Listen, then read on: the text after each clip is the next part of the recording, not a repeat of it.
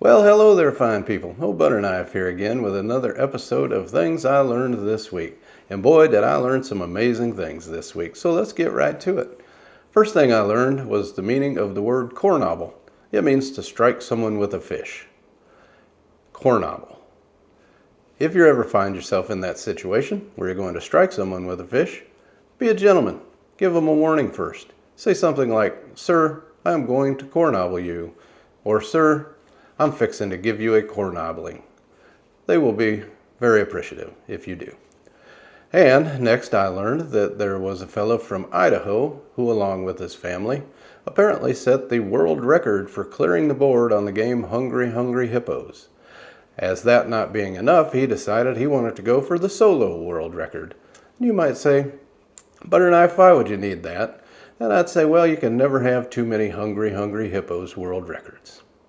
Moving right along, I learned that there was a special parliamentary election in the UK, and a gentleman that refers to himself as Count Binface was one of the candidates. Yes, Count Binface apparently is a self-proclaimed intergalactic space warrior that wears a trash can on his head. And I got to thinking, boy, you know, he should run for the U.S. Congress because most of our candidates are pretty much garbage anyway. And on to a sweeter note, I learned there is a new viral do-it-yourself home remedy going around where people are treating their hemorrhoids with sugar. That's right, sugar on the hemorrhoids. Apparently they are smearing sugar in the nether regions on the afflicted area. Now I'm no doctor, but that does not sound like a good idea to me. However, it does give a new meaning to the term sugar shorts or sugar britches. And speaking of sweetness, now a word from our sponsor. Hey there, Old Butterknife here. You ever find yourself sitting in a Jiffy Lube waiting on an oil change and you got about 20-30 minutes? Got your phone in your hand, you're looking at the Facebook and the Twitter and tired of all that nonsense? Well, I got a solution for you. Go to the YouTube, check this channel out. Guarantee it'll help to pass the time. And while you're there, don't forget, hit the subscribe button, hit that like button.